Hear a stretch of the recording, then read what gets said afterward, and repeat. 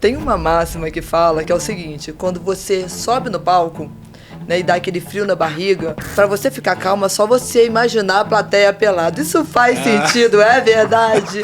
Na verdade, as pessoas não têm medo de falar em público. As pessoas têm medo de falhar em público. Porque comunicação não é um dom. Comunicação é uma competência que você pode desenvolver. Falar em público é uma oportunidade para que eu possa falar aquilo que eu penso e mostrar aquilo que eu sei. E quando você está num grupo, é impossível não ter pessoas que não estão focadas em você. Mas o que é começar bem? Começar bem é quando você deixa muito claro para o público que aquilo que ele vai ouvir nos próximos minutos vai melhorar a vida dele. Você sabe que você começou bem uma apresentação quando você percebe que a pessoa fica fazendo assim para você. Ele foi o fundador da primeira empresa de apresentações corporativas assertivas do Brasil. Uma aula verdadeira pra gente como eu, que não sabe falar em público. E além de dar várias dicas de como fazer a apresentação, ele também fala de como a gente pode apresentar, como que a gente pode fazer com que o público realmente tenha interesse pro que a gente está falando. E, além do mais, é um pouquinho de psicólogo também. Eu estou aqui com um amigo muito querido, Edu Adas.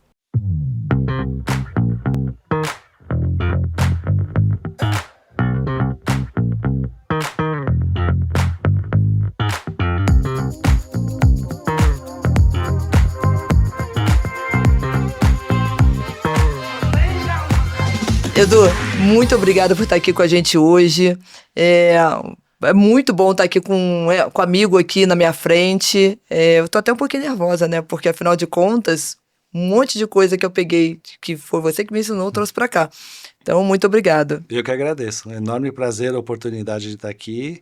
E eu espero poder compartilhar aí boas histórias. Hoje eu vim para aprender, eu vou até passar por cima. Hoje eu vim para aprender, tá precisando, porque senta aí. Olha a pressão, olha a pressão aqui. Ele fala exatamente do que eu preciso. Então, Edu, muito obrigado por estar aqui, porque agora eu tô aqui só de aluno. Edu, tem uma máxima que fala que é o seguinte: quando você sobe no palco, né, e dá aquele frio na barriga, e você meio que trava assim, para você ficar calma, só você imaginar a plateia pelada. Isso faz sentido, é verdade? Não, essa é uma dica solta e que pode servir para alguma pessoa especificamente, mas esse é um recurso. Mas, obviamente, a comunicação ela é muito mais profunda e complexa. E quando a pessoa sobe no palco, normalmente o que eu escuto, as pessoas que me procuram, eu tenho medo de falar em público. E eu já começo a tentar mudar, ressignificar isso. Na verdade, as pessoas não têm medo de falar em público. As pessoas têm medo de falhar em público. Por quê? Porque se você tivesse uma bola de cristal e olhasse ali para o futuro e visse todo mundo te aplaudindo, comemorando, né, tendo aprendido algo com você, etc., e você ali feliz e orgulhosa, você não ia querer? Vocês não iam querer? Óbvio que sim. Óbvio. Não, e para isso, você precisa trabalhar as competências relativas à comunicação. Porque comunicação não é um dom. As pessoas falam, a comunicação é um dom. A pessoa nasceu com esse dom. Ou é um privilégio de pessoas extrovertidas. Não, não é. Não é. A comunicação é uma competência que você pode desenvolver. E o exemplo clássico está aqui na frente de vocês. Eu tinha seríssimas dificuldades para falar em público até a minha adolescência. Pra vocês terem uma ideia, eu ficava gago quando a professora me chamava ali para ler alguma coisa na frente e a voz não saía, eu ficava nervoso, suado, etc. E sofria bullying, né, dos meus amiguinhos. E foi o dia que eu falei, não, cara, se eu continuar dessa forma, minha vida vai ficar um inferno. E eu sempre fui otimista, né, por natureza e comecei a investir em estudar, né, o que está por trás da comunicação. E justamente eu superei essa minha dificuldade e a superação dessa minha dificuldade fez eu perceber o valor da comunicação não só para a minha vida pessoal, mas depois para a minha vida profissional. E as consequências físicas de você não saber falar em público, por exemplo, suar, tremer, gaguejar, Sim. Tudo isso você consegue melhorar ou você consegue controlar? Você consegue controlar o seu diálogo interno, porque todos nós, todo mundo enxerga a comunicação como a comunicação interpessoal, para fora. Sim. Só que ela é resultado do que acontece na nossa autocomunicação, no nosso diálogo interno. Então, dependendo do que você pensa aqui dentro, das crenças que você tem, principalmente em relação a você mesmo, né? E existem muitas crenças limitantes. Sim. Você tem crenças boas, deixa ali quietinha, porque está funcionando, e você tem crenças que travam. E justamente são essas crenças, muitas vezes, que criam um fantasma na nossa mente, e isso dispara emoções, e uma das emoções primárias é o medo, e isso trava o seu comportamento. Então, fazendo o caminho contrário, você precisa ressignificar algumas crenças. Por isso que eu falei da questão de falhar em público. Claro. Não é? Quando você começa a falar, opa, é verdade. Pô, na verdade, assim, falar em público é uma oportunidade para que eu possa falar aquilo que eu penso e mostrar aquilo que eu sei. Então, quando você começa a sair, né, da dor e ir para as coisas boas, você começa a trabalhar internamente essa crença, e o ideal é você desfazer essa crença, né, e colocar uma no lugar. Por quê? Porque o que você pensa dispara emoções que disparam o seu comportamento. Eu tenho sérias dificuldades de falar em público. Sabe? Assim, quando eu tô em reuniões, até reunião, se tem muita gente já é mais difícil para mim. Mas assim, eu sou muito mais Rapidinho, um a um. aqui não é consulta Não, particular, calma, depois calma. você fala com ele, tá? Depois você liga pra ele. E aí, o que você falou é total a realidade, porque você tá ali naquela intenção de passar aquela mensagem. Mas parece que a hora que chama teu nome, você trava, dá aquele medo. Sim, E não sai da maneira que você imaginou na sua cabeça, né? sim. E quanto mais o corpo reage àquilo, pior fica. Porque você vai suar mais, aí você tá incomodado porque você tá suando, Sim. sua voz começa a ficar trêmula, a sua mão treme, já tá com o microfone na mão, você já sabe que as pessoas estão vendo que o microfone tá tremendo, Claro. e aquilo só vai realimentando uma Pois coisa é. a outra e vai... Pois é. Então, a origem disso, dessa insegurança, muitas vezes é a dúvida sobre o seu preparo técnico para falar sobre aquele tema. Já começa por aí. Porque se você tem segurança absoluta de que você domina aquilo, né, 3 casas adiante. Tá. 3 casas adiante. Por isso que a preparação é fundamental. E a preparação, quando eu falo de parte técnica, é você minimamente dominar o que você vai falar, e se não dominar, ter a tranquilidade e a autenticidade de falar que você não sabe aquilo especificamente, e aí que gera insegurança. Opa, e se isso for muito básico? Então aí já começa o medo. A outra variável importante é o roteiro da sua narrativa. Agora, vamos voltar então adiante. Se você tem basicamente um roteiro de começo, meio e fim, não é que você vai decorar algo, mas você tem uma linha de raciocínio, isso já começa a controlar melhor a adrenalina. Se você sabe também o que é importante para o público, né, comunicação é como dar um presente para alguém. Não é o que eu quero falar, é o que o público precisa escutar e necessita escutar e quer escutar. Então, quando você começa a fazer cuidar desses detalhes, você começa a controlar cada vez mais a adrenalina e ter autoconfiança. Quando você tem autoconfiança, naturalmente, a sua comunicação não verbal começa a melhorar e você começa a ficar mais seguro. E, consequentemente, os outros começam a ter maior confiança. E eu digo que o maior desafio da comunicação em qualquer contexto, isso vou generalizar mesmo, é a conquista da confiança. Agora, você só vai conquistar a confiança se você minimamente trabalhar a sua autoconfiança. E o resto acontece por tabela. Mas tem aí, muitas vezes, síndrome do impostor, insegurança com relação à narrativa, autoavaliação, quando a gente é muito duro, muitas vezes, com nós mesmos, né? A questão do perfeccionismo. Então, quanto mais você consegue se liberar dessas crenças e se preparar tecnicamente também, a comunicação melhora. Viu? Simples assim. Tem jeito. Tem jeito. Pagar uma fortuna pro Edu para ele te consertar. Deixa eu te falar, Edu. Você, né, hoje, você é um baita de um comunicador, você ensina as pessoas a se comunicarem, mas acho que nasceu tudo dentro da Soap, né? E aí eu queria um pouquinho que você explicasse como foi seu caminho até chegar na Soap, o que que é a Tá. Soap.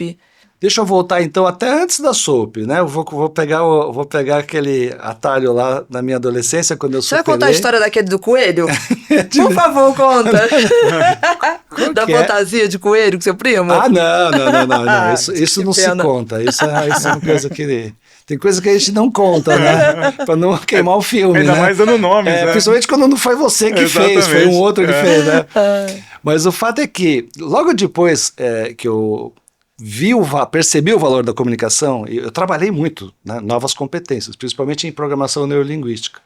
O meu primo, Gilberto Cury, querido, ele que trouxe a PNL para o Brasil, a Sociedade Brasileira de Programação Neurolinguística. E ele falou para mim, cara, faz tudo que você quiser aí, do básico até o Master Practitioner. E foi o que eu fiz. E foi isso, sem dúvida, uma fronteira aí para eu começar a me comunicar melhor. Só que a minha formação não é em comunicação, eu sou engenheiro. E da engenharia, vou resumir muito, senão eu vou ficar aqui 3 horas.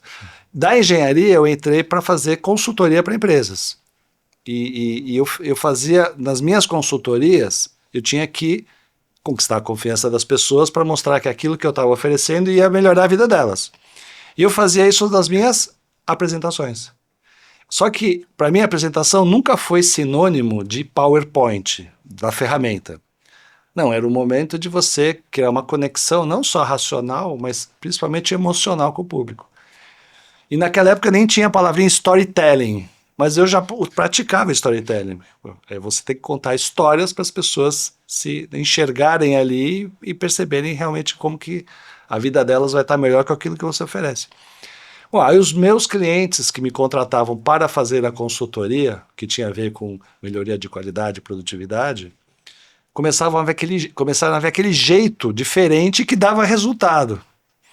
E aí eles começaram a perguntar para mim, você não quer me ajudar? Eu tenho uma apresentação importante que eu vou fazer aqui para investidor, eu tenho outra apresentação para minha área comercial. Foi aí que, assim, resumidamente, nasceu a Soap em 2003.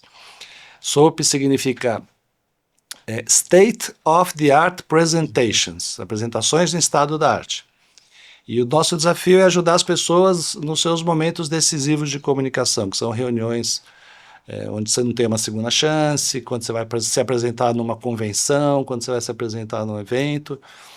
Então aí a Soap existe há 23 anos aqui no Brasil, 16 anos em Portugal. Então hoje a gente tem aí não só a frente de apresentações, mas a frente de apresentações em eventos, para convenções de empresas, e muitos workshops relacionados à comunicação. Hoje, se não me falha a memória, em torno de 15 workshops relacionados aí a assuntos de comunicação. E vocês apresentam também ou só treinam as pessoas a apresentar? Não, na verdade, o processo ele tem 4 etapas, o processo completo. Então, a definição de estratégia para momentos decisivos, estruturação de roteiros, conteúdos, né, que são as narrativas que você vai utilizar. Aí sim entra a terceira etapa, se necessário, o apoio visual, que é um PowerPoint de alto impacto, não um PowerPoint qualquer. E a última etapa é a do treino, do ensaio, que é a performance. Porque você precisa ter a história na cabeça, não ser refém de uma apresentação, ter uma boa oratória e ter, como a gente falou aqui há pouquinho, que é o domínio emocional na hora de apresentar. Então, tudo isso é mediante de muito ensaio. Então, quanto mais você se ensaia e projeta aquilo que você vai vivenciar, mais você se prepara para aquele momento decisivo. E aí a Soap... Não, eu ia fazer mais uma pergunta. Tá, desculpa, mais uma consulta. É mais uma consulta, Eu lembro quando eu estava começando na carreira, e eu acho que esse foi um dos traumas meus com apresentação. Porque eu estava começando e eu sempre trabalhei com gente mais velha do que eu. Sempre. Eu era o cara de 20 anos, a maioria das pessoas tinha 40. E eu lembro que foram fazer um treinamento sobre falar em público. E eu estava sentado numa mesa de bar, o bar era aqui, né? E logo em frente tinha o lugar de treinamento. E aí, a pessoa que entrou pro treinamento, os 4 que estavam na mesa ficaram no bar. E falaram assim, diretor, vice-presidente de empresa que não sabe falar em público é vergonhoso, né? Eu não vou sair dessa cadeira, não. E eu fiquei sentado porque eu fiquei com vergonha de ir lá fazer o treinamento de falar em público. Nossa. Então, a minha pergunta é, 23 anos atrás, além de toda essa cabeça que existia antes, já existia esse mercado ou vocês que vislumbraram esse mercado e falaram, cara, a pessoa precisa falar melhor e a gente tem as ferramentas? Então, veja, nós criamos o mercado de apresentações profissionais. Agora, lógico que há muitos anos existem pessoas que trabalham para melhorar a comunicação interpessoal. E melhorar a comunicação, eu acho que essa pessoa que falou isso para você é homem. É homem. Então, homem. assim, homem, eu digo assim que 70% dos meus clientes, eu tenho, além da SOAP, eu tenho um trabalho paralelo e integrado, que eu preparo executivos, palestrantes e startups. E é incrível como 70% dos meus clientes são mulheres. Porque as mulheres têm muito mais sabedoria e humildade de saber o valor da comunicação e que a comunicação é uma competência que você desenvolve a todo momento.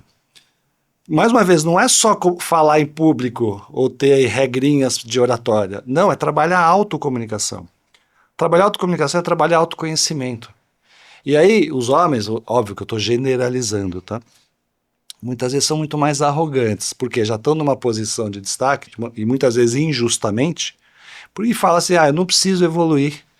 Se eu estou aqui é porque eu já sou bom. Só que não, né? E cada vez mais isso funciona menos, tanto que os ambientes estão em busca, né, de saúde mental. Por quê? Porque por conta de líderes tóxicos como esse. Sim. Né, que acham que sabem tudo e não precisam melhorar. Então, normalmente são pessoas que não são empáticas, são pessoas que não têm bom domínio emocional, são pessoas que não têm uma boa assertividade, que as pessoas confundem assertividade com comunicação hostil. Não. Assertividade é você falar o que você quer e o que você pensa da forma mais respeitosa e empática possível. E aí que desempata, né? Quem é agressiva. Então, comunicação assertiva não é nem agressiva, nem passiva. Porque às vezes a pessoa não fala nada, então ela está atendendo ao quê? Ao desejo do outro. E a comunicação agressiva pensa só nele, não tem empatia com o outro. Então essa pessoa não tem empatia, né?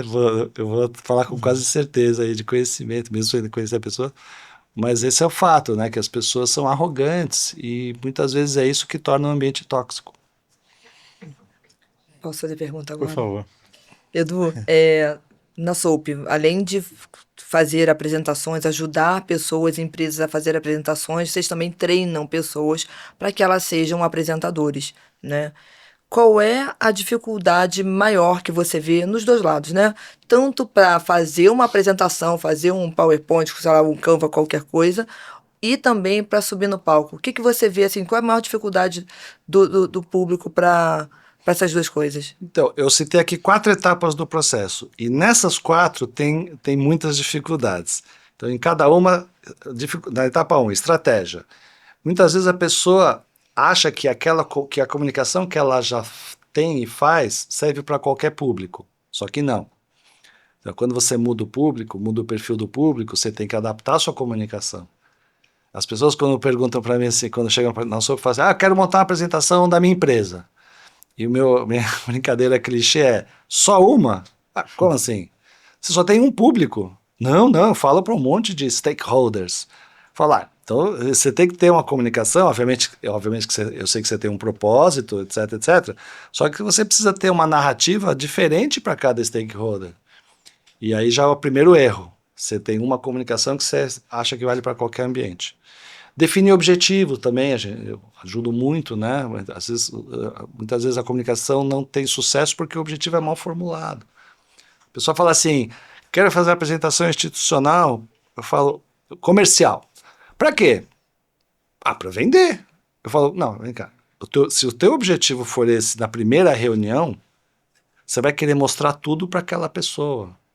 E nem tudo importa para aquela pessoa. Então você tem que falar o suficiente para se gerar a segunda reunião quando vão ter mais pessoas e você vai adaptar. Vou contratar o Edu para falar com os nossos empregadores quando a gente fala, preciso viajar para tal lugar. Ah, mas já tem que resolver tudo em uma viagem só. Amigo, não dá para resolver tudo numa única viagem quando você falar não com gente consegue. diferente, tem que falar de jeito diferente, mas as pessoas não entendem. Não entendem. Então, Não assim, entendem. você vai lá passar 4 dias. Em 4 dias você vai conseguir. Você vai ter um outro país, uma outra cultura. Você não conhece a pessoa, mas em 4 dias vai dar para você fechar um contrato. Não, então. E aí, vamos trazer então já próximas etapas de erros, né?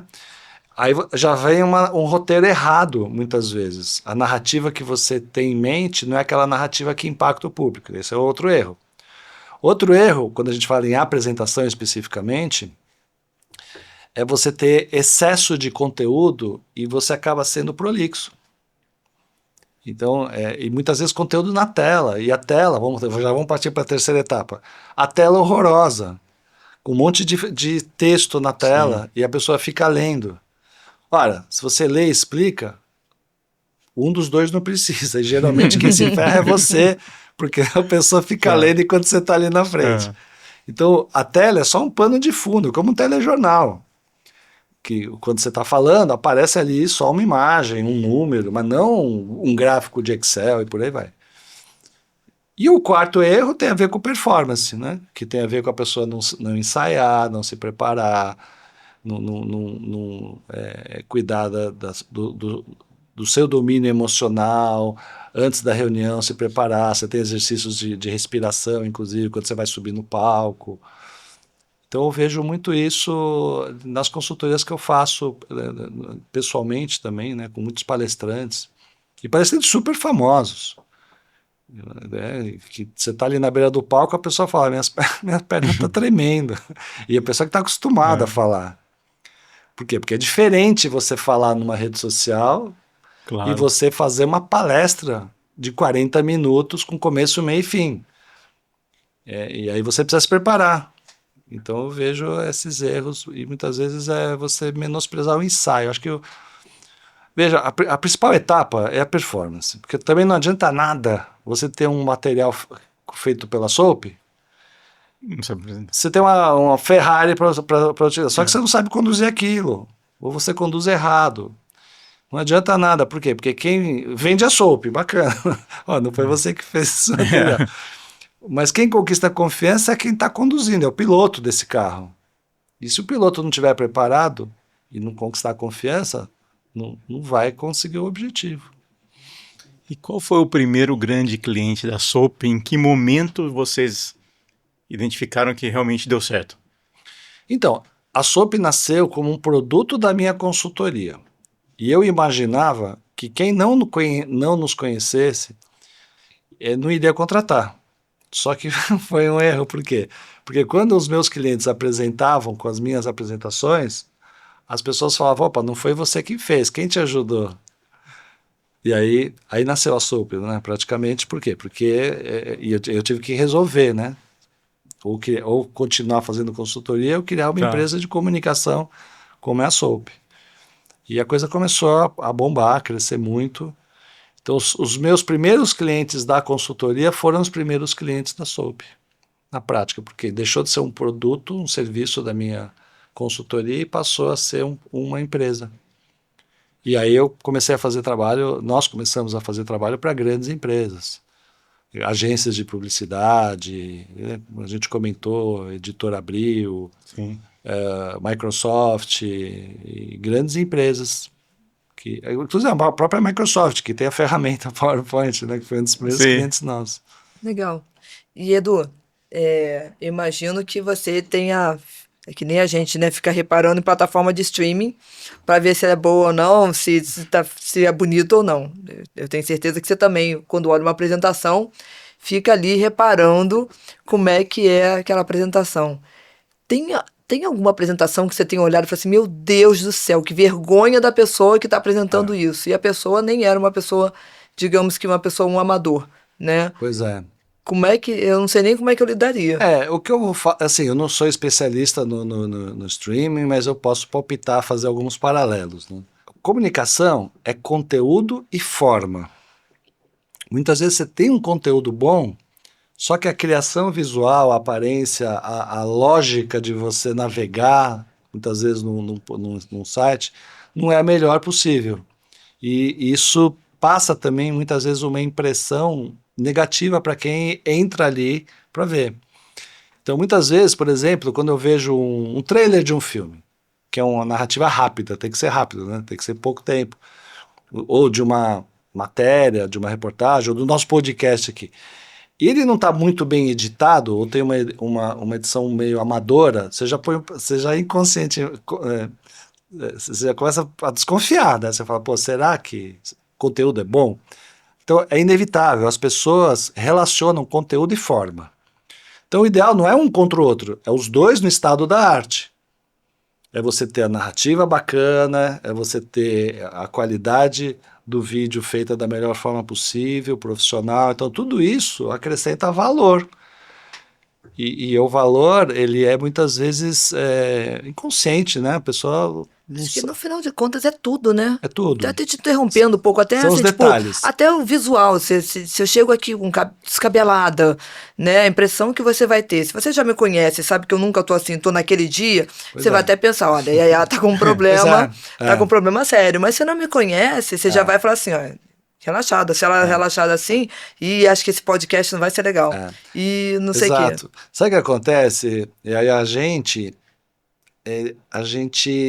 julga o tempo todo. O tempo todo a gente está julgando.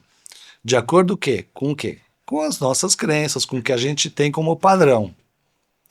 E muitas vezes a gente interpreta generalizando.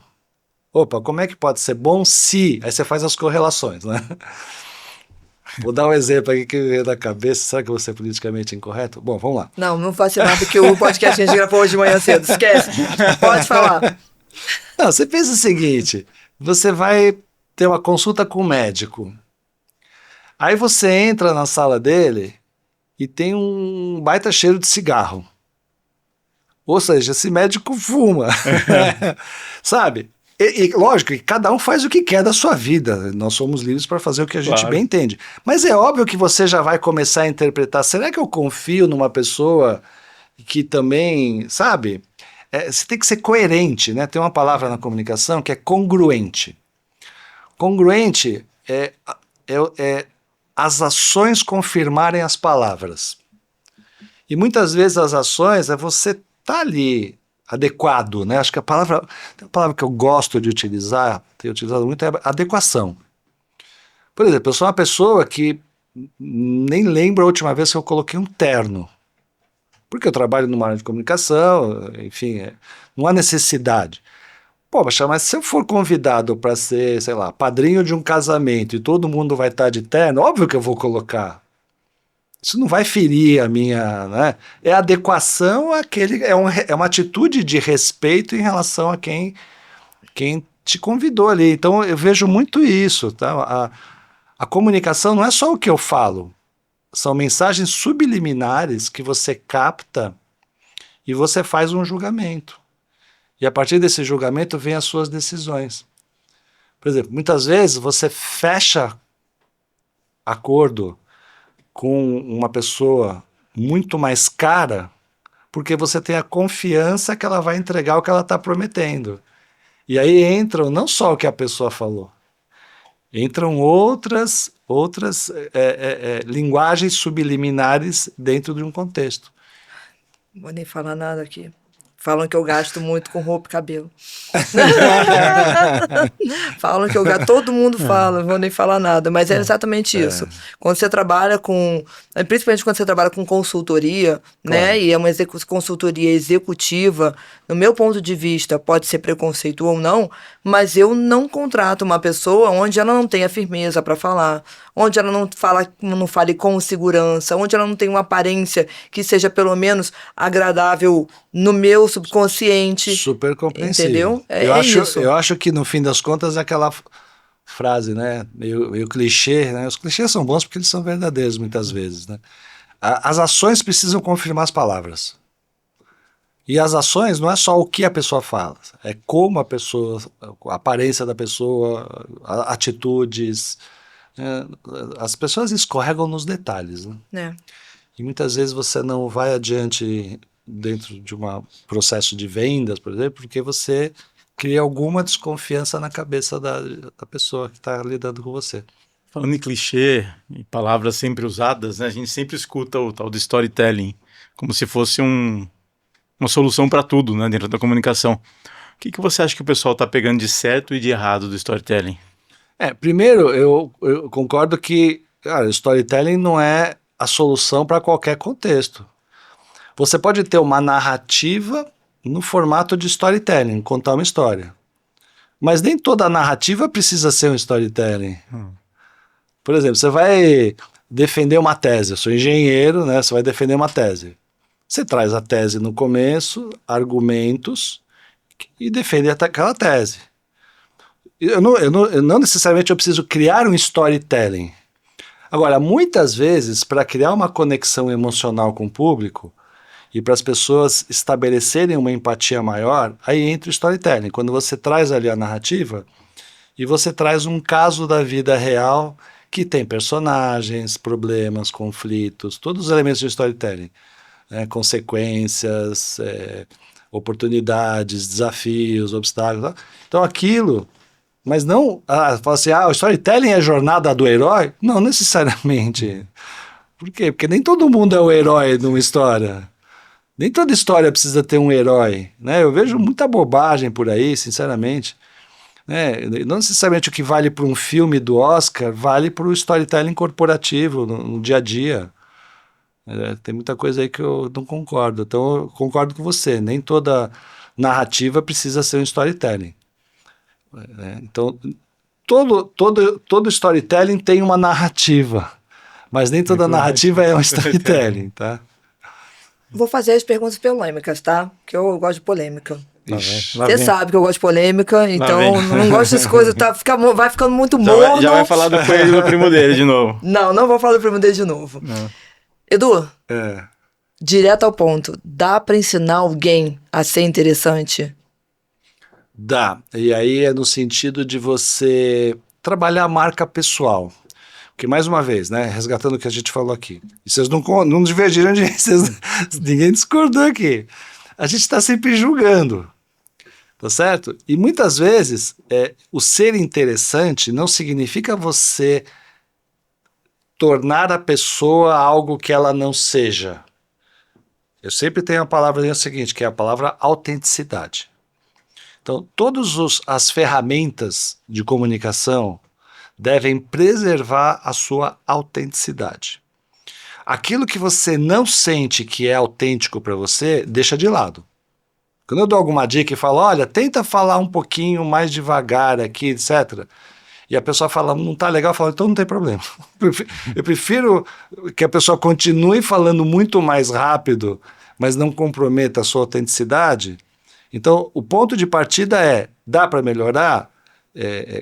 A sua pergunta qual foi mesmo, Gi? Se tem gente, se dá pra melhorar alguém.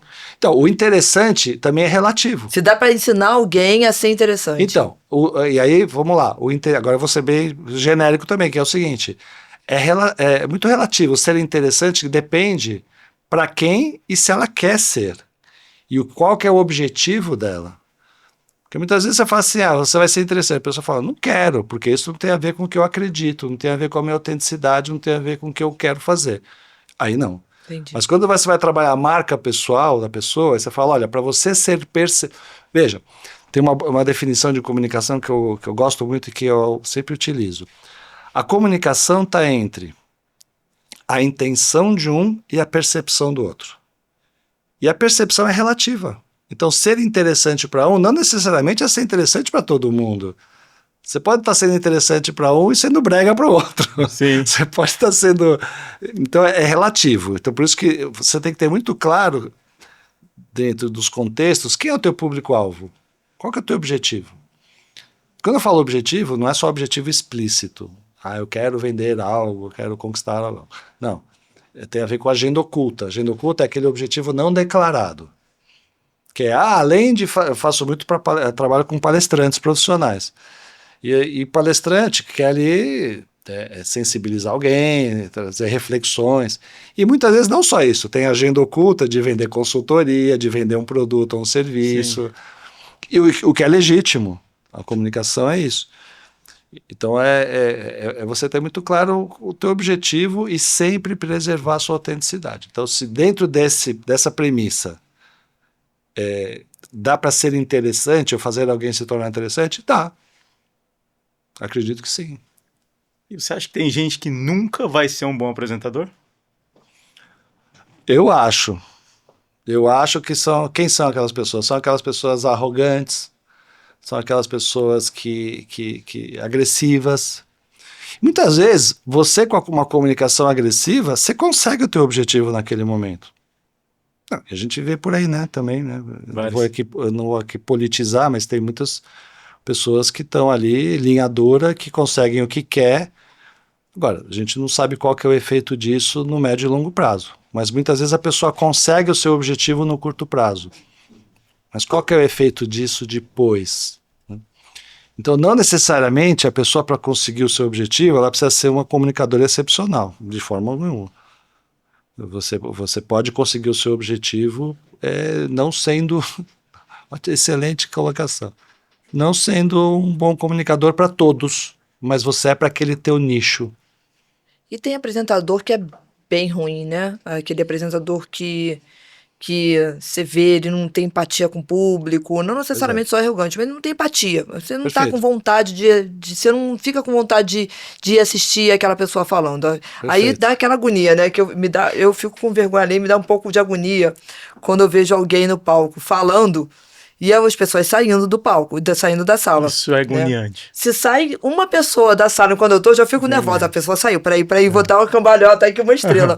Mas você acha que aquela, assim, tipo, isso às vezes é uma vez ou outra, pode acontecer, quando o seu público não é tão interessado, não tá tão interessado no que você tá falando. Tem várias, acredito que tenha várias nuances aí que não depende de uma coisa só. Mas quando tem aquelas pessoas, né? Tem algumas pessoas que não conseguem se conectar com o público. As apresentações são ruins. Você acha que nesse caso é uma questão de técnica ou uma questão de cabeça mesmo da pessoa? A pessoa é assim, é confusa, ela é... Eu vou começar da parte técnica. A parte técnica é muitas vezes você escolhe um roteiro que não é adaptado para aquele público que está na sua frente. Então, se eu vou falar para pessoas da área financeira sobre comunicação e eu ficar só trazendo aspectos relacionados a marketing, talvez desinteresse aquela pessoa. Ou seja, aí é muitas vezes inadequação do roteiro por falta de desconhecimento do público. Então a pessoa traz o mesmo tema e fala igual para todo mundo. Esse é um erro que causa o quê? Dispersão. Outro problema é a pessoa ser prolixa, é falar aquilo a fundo desnecessariamente. E às vezes a pessoa prolixa, por exemplo, eu posso me tornar prolixo quando eu falo sobre comunicação. Porque eu sou tão apaixonado pelo tema. Sim. Então eu preciso me policiar. Opa, pera um pouquinho, já tá bom. Não vai além do que a pessoa te perguntou. Eu preciso me policiar. Às vezes eu me torno aquele cara na festa que fica falando sobre... Todo mundo tem que escutar ele falando sobre aquilo e ele só fala sobre aquilo. Exato. Então tem que tomar esse cuidado. De fazer, de prestar atenção naquilo que você fala, se você está falando a mais ou está falando a menos. E o outro ponto é quando você trouxe, que eu esqueci, você trouxe o segundo exemplo, você falou, a pessoa quer dizer... outro ponto que eu ia trazer aqui, lembrei. Cuidado às vezes com o seu julgamento.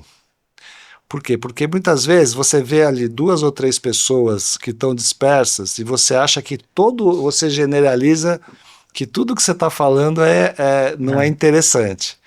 E às vezes aquelas pessoas não estão interessadas, mas para quem você definiu como público-alvo, ele esteja interessado. Esse é um ponto. Outra possibilidade é erros de julgamento nosso.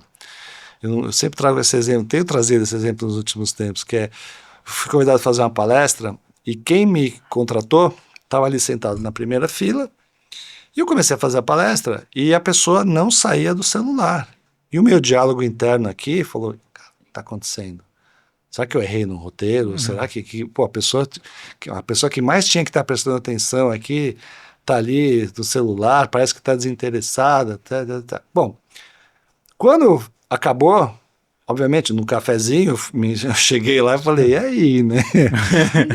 já esperando qualquer uma bomba, né? Alguma coisa. E a pessoa, sabe o que ela falou pra mim?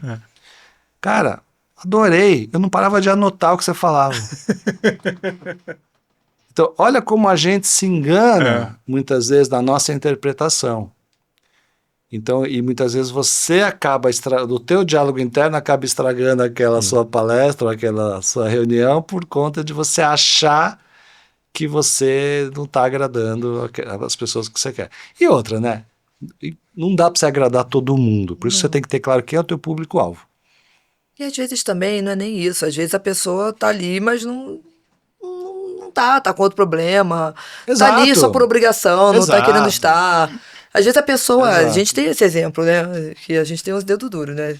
Tipo assim, no evento que a gente fez aí, e aí a gente estava falando, o evento para os associados, que eu coloco os diretores para falarem sobre o que a gente fez no ano anterior e o que a gente vai fazer no próximo ano. O evento chama Start. E é aqui mesmo, na Crossroads, no estúdio grande de cima. E aí, a menina a moça que trabalha com a gente, a Cris, ela chegou e falou assim, olha... Teve gente ali que ficou, você estava falando, e ficou ali jogando joguinho, mas me passou o ano inteiro pedindo uma apresentação desse negócio. Pois é. E assim, e a apresentação tava super, assim, tipo, tava todo mundo prestando atenção, menos ele. Então não é uma coisa que seja... Eu não posso generalizar. Aquela pessoa, de repente, estava com um problema, estava cansada, estava com sono e ia dormir. Exato. Não sei, eu não posso levar isso em E consideração quando também. você está num grupo, é impossível não ter pessoas que não estão focadas em você. Não existe essa possibilidade de você estar todo mundo exatamente como você gostaria. Sim.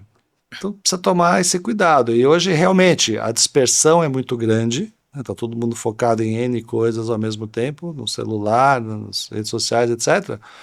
Por isso que as narrativas precisam ser cada vez mais rápidas.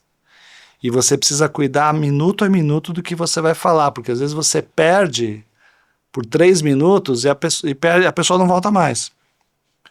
Eu lembro uma vez que eu era bem jovem, né? Bem mais jovem. E o rapaz chegou pra mim e falou assim, olha, me chamaram pra falar sobre isso, eu não sei o que falar, eu realmente não sei falar. Você fala pra mim, eu tava precisando de muito dinheiro. Eu falei, claro que eu falo. Qual que é o assunto? Era um assunto nada a ver. Eu não vou nem falar porque eu não sabia qual foi a palestra. Tá. Era um assunto nada a ver, que eu não sabia nada sobre aquilo. Eu falei, cara, eu não sei nada sobre isso. O cara falou, eu te pago tanto. Eu falei, pô, eu vou aprender. E assim, estudei tudo que eu tinha que estudar.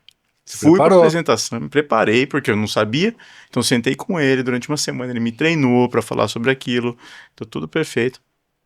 Eu sento na bancada, aí levanto, a minha vez de falar, começo a falar. Na minha frente tá a Liliana da Globo. E cara, pra mim era a pessoa... É a diretora de projetos na época da Globo, que era a top da galáxias top. Na minha frente a Liliana, assim, ó. Que era o seu público-alvo máximo. Exatamente. Comecei a falar, 5 minutos ela levantou. Cara, acabou. Acabou a apresentação pra mim. E a Liliana é uma lady, que se ela soubesse que isso causaria uma reação em você, ela nunca faria. Só que na nossa cabeça... Não, mas foi o problema, foi eu, né? Foi eu. Não, e você sabe que eu, por exemplo, eu tenho um caso memorável onde eu errei no roteiro. Errei feio. O diretor de um banco que contratava muito a gente quis nos conhecer. Pô, aí, nossa, o cara, né, diretor de marketing, pô, a oportunidade. Fizeram uma apresentação sobre o que a gente fazia, etc, etc. E chegamos lá, abrimos lá, sabendo que ele tinha pouco tempo, etc. E passou 3 minutos, 5 minutos, ele pegou, o que pior pode acontecer para um apresentador. Ele pegou esses 3 dedinhos aqui e fez assim, vamos aí. Eita. Cara, eu errei feio. Aí, o que eu fiz? Quando você sabe que o roteiro tá errado, para. para e começa a conversar na suposição daquilo que você acha que vai trazer para ele. Não, eu só quero conhecer, eu só queria conhecer vocês, eu já sei o que vocês fazem. E aí, obviamente, a apresentação foi embora, foi pro lixo. Eu reconheço que hoje virou um grande amigo meu. E eu sempre lembro, eu falo, chego assim pra ele, vamos aí. Então, o pior que pode acontecer o que é o vamos aí? Vamos aí não é sobre isso que eu queria falar. Eu errei no briefing. Claro. Na verdade, eu errei o briefing. Eu preparei o material em cima de um briefing errado. Edu, você vê como é que é a pegada da apresentação nos 2 primeiros minutos, né? Nos 2, 3 primeiros minutos, você já sabe como é que vai ser a pegada. Sim. O que mata uma apresentação nesse começozinho? Comecinho. Perfeito. O antes de você... Vamos agora amarrar uma apresentação a um material, vai? Que é o que quase 100% das pessoas enxergam, né? O fundamental é o discurso de elevador, que é o elevator pitch, que você faz nos 3 minutos antes de dar o primeiro clique. Que é quando você posiciona, né, o porquê daquela apresentação, o objetivo, o propósito, e você já traz ali no elevator pitch. E 3 minutos, né, 2, 3 minutos, convenhamos, é muita coisa. Se você aproveitar cada segundo de uma forma cirúrgica. As pessoas falam, pô, mas quanto tempo você precisa para contar uma história? Minha resposta é, quanto tempo é uma propaganda boa?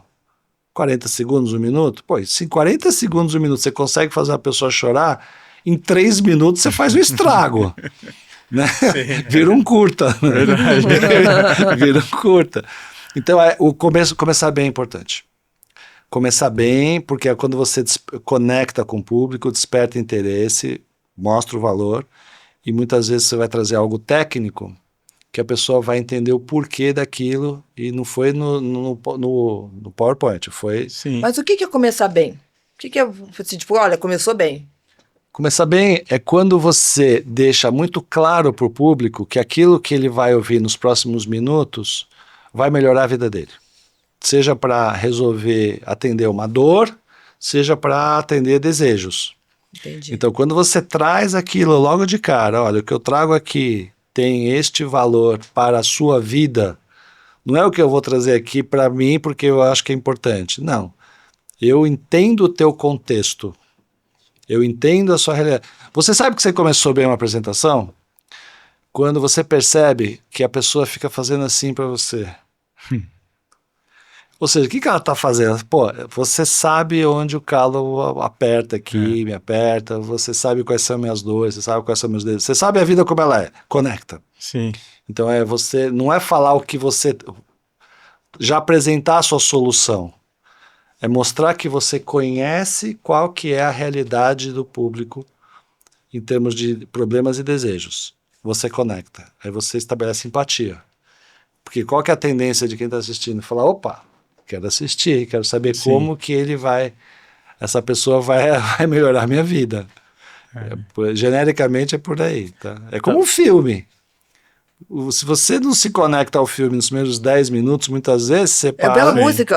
Essa semana mesmo peguei um filme pra assistir, e aí eu vi uma música, tava escrito comédia. Eu ouvi a música, tiro. Isso não é música de comédia, isso é música de drama. Não vou.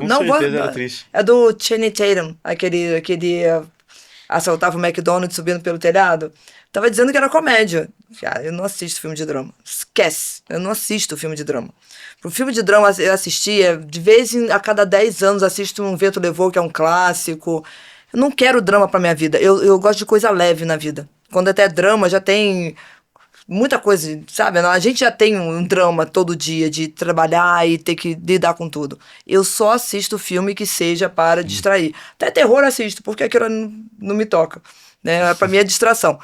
Para mim, o negócio de entertainment é no pé da letra. É entretenimento. Drama para mim não tá entretendo nada. Então, assim, tipo, comecei a ver o filme, Channing Tatum, ator que eu gosto, é legal, a história parece ser, né, interessante. É um cara que assaltou 45 McDonald's subindo pelo telhado e arrombando a laje do negócio para assaltar e botando o pessoal dentro da geladeira, e o cara era bonzinho. Cara, 3 primeiros minutos a música triste. Tira. Não assisto mais. Aí eu falei assim, aí eu fico com a consciência pesada. Aí eu falo assim, pô, será que o filme é realmente drama e eu tô perdendo o maior filmão? Peraí, vou botar lá no final do filme. É drama, não vou ver esse negócio, não.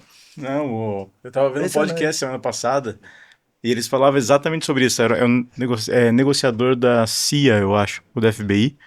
Ele falava isso, sobre Ah, não é comunicação. O o Daryl Chris. FSO. Ah, tá. É. E aí ele falava exatamente isso que você falou, só que no contexto de comunicação em geral. Cara, se a pessoa não entende por que ela tá ali, eu falo assim, o que a pessoa faz quando ela chega numa reunião? Ah, e aí sua tia? E o tempo? E não sei o quê? Ah, não, cara, vai lá, vamos liga o PowerPoint. Cara, não. Se todo mundo chegasse numa reunião, sentasse e falasse assim, ó, nós estamos aqui por causa disso, e eu espero que no final a gente tenha isso, pronto, a reunião seria muito melhor. Objetividade. E tem muitas vezes, as pessoas às vezes escorregam na linguagem. Às vezes você é uma pessoa, por exemplo, do marketing. E aí você começa a trazer termos técnicos e a pessoa não é do marketing. A pessoa é de recursos humanos, enfim. E aí você perde também. Porque você acha que você está abafando porque você está trazendo termos e siglas. E é o contrário. Você não conecta. Você afasta as pessoas. Então, mais uma vez, a comunicação são detalhes. E muitas vezes o teu subconsciente, às vezes o teu inconsciente pega alguns detalhes e você fala, não quero. E aí desconecta. Por melhor que seja o que você está oferecendo, às vezes desconecta por conta da percepção do outro de que aquilo não vai ser legal para ela. Mas quando tem um problema, assim, numa comunicação, que você vê que é um problema da pessoa, né? Aquela pessoa tem um problema de comunicação ou tem um problema de cabeça. Você vai encaminhar ela para outro médico, ou você realmente ali, você já porque dá para perceber quando a pessoa aciona vários triggers, né? Você pessoa meio doidinha? Não, por exemplo, você mesmo no começo falava que eu tinha muita síndrome do impostor. Não vou nem falar dos outros de você, tá?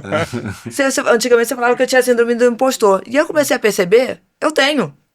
E continuo tendo até hoje, né? Então, só que é uma coisa que não se resolve, assim, de uma hora para outra com alguém falando num treinamento. É uma coisa que você tem que ficar trabalhando a sua cabeça. Essa foi uma indireta pra mim, na verdade, Edu, porque eu sou muito instável com relação a isso. Tem vezes que eu subo no palco e eu mando bem. Tem vezes, cara, se um dia foi mal, eu tô mal, não tô legal, tô passando por um problema, eu subo no palco, é horrível. Então, assim, eu acho que essa falta de controle emocional, que eu acho que ela tá perguntando, é uma boa pergunta. Cara, o que você faz se a hora que você vê que o problema é do cara? O problema não é da apresentação. Aí você aperta a tecla F. Cara, aperta a tecla F, vai em frente. E olha, o que eu digo, né, muitas vezes as pessoas levantam a mão no treinamento, no workshop, e falam assim, mas vem cá, isso garante que eu vá conseguir os meus objetivos? Né? Eu falo, cara, se eu tivesse a certeza de que tudo que eu vou trazer como alternativa de solução fosse dar certo, eu seria bilionário. Não, o que eu faço em tese, né, o que eu pretendo fazer é aumentar a chance de sucesso. O que não significa que você vai conseguir sempre, porque o imponderável acontece. Agora, poxa, se você tem conhecimento técnico, se você não escorrega feio na sua marca pessoal, se você tem uma boa narrativa, se você não é prolixo, se você tem uma comunicação não verbal adequada, se você é empático, se você é assertivo no sentido de respeito, etc, etc, cara, você está fazendo o máximo que você pode fazer. Agora, tudo que... Veja, eu acho o seguinte, tem uma regrinha que chama regra do 1/3. Né? 1/3 depende só de você. O outro terço depende do outro. E o outro de circunstâncias aleatórias. Faça 100% do seu 1/3. Que você aumenta drasticamente as suas chances de dar certo. Agora, não dá para garantir que você vai sempre conseguir, senão, mais uma vez, eu seria bilionário, não sou. É isso que eu ia te perguntar agora, porque assim, tipo, se tem isso, aquilo, blá, blá, blá, é muita coisa que tem que ter. E eu tenho certeza que isso não faz parte da maioria das pessoas. Que a maioria das pessoas não consegue nem fazer rapport, a maioria das pessoas não consegue ser tão empática. Pensa o seguinte, olha, as pessoas fazem tudo isso, só que com notas diferentes em cada quesito. Então, se eu sei que eu tenho aí um probleminha na minha comunicação não verbal, por exemplo, vou dar um exemplo que me surgiu agora. A pessoa que fala com você e não olha frequentemente para você, desvia o olhar. Isso me incomoda profundamente, que é a conexão visual. Então, a pessoa, no quesito conexão visual, que já faz, só que faz nota 3. Se você chegar para a pessoa e falar, olha, presta atenção, procura olhar mais nos olhos da pessoa, não vai ficar encarando, né? Naturalmente, não, quando você fala olhando para a pessoa predominantemente. E ela sai de nota 3 para nota 7, legal. Então, veja, a gente já faz tudo isso, só que algumas variáveis têm nota um pouquinho pior, outra melhor. Qual que é o meu papel? Né? Fazendo até propaganda do meu livro, o último livro, o terceiro livro, que é a engenharia da comunicação. O que eu faço? Eu desconstruo nessas variáveis e falo, cara, vamos trabalhar cada uma delas? Agora, não é trabalhar tudo junto, hein? Dá ruim. Um dia, presta atenção mais nas suas ênfases. No outro dia, presta atenção mais nas suas pausas. No outro dia, presta atenção na sua... Então, quando você procura... É como guiar um carro. Quando você vai aprender, você precisa decorar o que você tem que fazer. Hoje, você sai do ponto A para o ponto B, você nem lembra que você deu mágica, você arrumou espelhinho, porque já está incorporado. A comunicação é a mesma coisa. Às vezes, quando você chama a atenção de alguém em relação a algo, aquilo no começo passa a soar um pouco artificial. E à medida que a pessoa fala, não, tem a ver com a minha autenticidade, por isso que eu falei que a autenticidade é sagrado. A pessoa se sentir autêntica com aquele recurso que eu sugeri. Aí ela incorpora naturalmente e evolui um pouquinho na comunicação naquele quesito. Respondi? Respondeu, sim, muito, total. Muito. Inclusive, eu gostaria até de saber se o diretor teria mais alguma consulta para fazer, assim, tipo... The Records, que está chegando na hora de terminar. Não tem, Você quer alguma tem, consulta particular? Não, eu estava comentando... Edu não é médico, tá? Não, eu só estava comentando uma... Eu sou engenheiro com alma de psicólogo. Assim que começa o meu terceiro livro. Eu falo, eu me considero engenheiro com alma de psicólogo. Antes de você perguntar a sua pergunta, guarda aí. É só uma... Antes de você fazer, Edu, na sua concepção, eu sou tímida? Você... Eu não acho que você é tímida. Sacanagem. Não, você pode ser introvertida. Introvertida é diferente de tímido. Tá. E a timidez é quase que uma fobia social. Você está no extremo. Nem todo introvertido é tímido. Introvertido é aquela pessoa que gosta de ficar, que é mais observadora, que é mais na dela. Não é. Já o extrovertido, por exemplo, eu sou uma pessoa introvertida. Outras pessoas introvertidas, o Bill Gates, o falecido Steve Jobs. Então, como é que a pessoa... Não, de verdade, agora minha consulta, tá? Com 18 anos, eu namorei um menino e ele era super tímido. A gente ia comprar, não posso falar, o negócio vai denotar a minha idade, mas a gente ia comprar disco. Tá. E aí, a gente brigava para saber quem é que ia perguntar na loja, que todo mundo tinha vergonha de perguntar para a vendedora. Eu tinha vergonha de perguntar preço para a loja, sabendo que a vendedora queria vender para mim.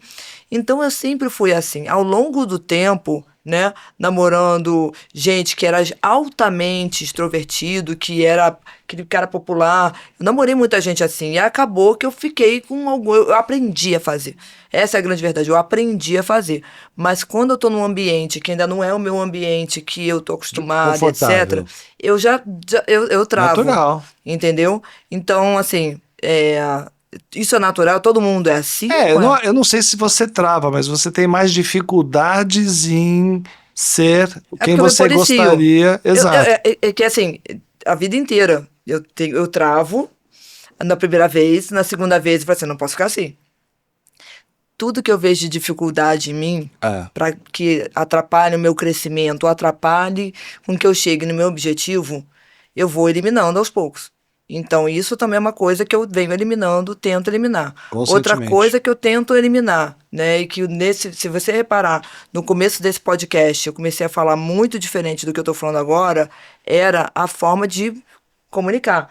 Eu falo muito mais rápido do que eu estou falando hoje em dia, dentro do podcast. E é nítido, é só você ver um episódio, o primeiro episódio meu e agora, né? Eu falo muito mais pausadamente, mais devagar, porque eu vou aprendendo, mas é de propósito.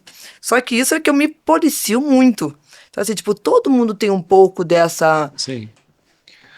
Todo mundo tem um pouco e principalmente você fica consciente daquele pouco desse que você está falando quando você se auto-observa. Então, você vai fazer uma palestra ou você está...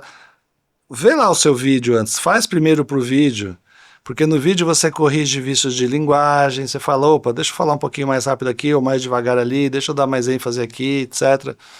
Então, esse exercício de auto-observação que é para deixar você confortável, né, com você mesma.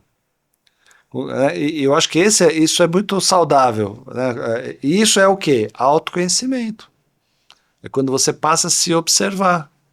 E quando eu falo observar, não é só o que você fala, é o como você fala. Quer saber? Mais importante até não é o que você fala, é o como. Porque o como é que dá credibilidade ao quê. Sim. Verdade. Então, essa é a minha sugestão. É autoobservação, autoconhecimento. Começar principalmente a perceber, né? Por que eu tô se a emoção não é positiva, às vezes é de medo, né? Sei lá, insegurança, etc. Por que eu tô assim? O que dispara isso em mim? Então, quando você torna consciente, você começa a resolver. Que é o que a gente faz em terapia normalmente, né? Terapia você começa a verbalizar o que você fala e às vezes uma coisa é você pensar, outra coisa é você ter que organizar. E aí você fala, aí você tem as sacadas. Opa, peraí. O terapeuta vai lá e te desafia. Mas como assim, por exemplo? Aí você fala, opa, é verdade, né? Como assim, por exemplo? Eu vou eliminando só o que eu não gosto mesmo. Então o terapeuta vai falar assim, não pode fazer isso, mas eu gosto disso, então eu não vou eliminar. Eu elimino o que eu acho que Mas se ele falar não pode fazer isso, é porque não é um bom terapeuta. Eu tento falar isso, mas as pessoas não me ouvem. Por isso que eu parei de fazer terapia. Então, mas isso é uma generalização. Será que as pessoas não te ouvem? Não, não sei. Assim, pra todo mundo que faz terapia, assim, de verdade, eu acho que... sou eu. Eu acho que um bom terapeuta... Vocês estão fazendo terapia. Não, pelo jeito... Entendi. Eu acho que um bom terapeuta, de verdade agora, eu vejo, né? A maioria dos meus amigos que fazem terapia acabam se tornando muito egoístas, extremamente egoístas. Sério? Eu fiz terapia durante um tempo e o terapeuta era super reconhecido, era muito bom. Já morreu. E aí, ele falava isso sempre. Não pode ter pena. Você não pode ter pena da outra pessoa.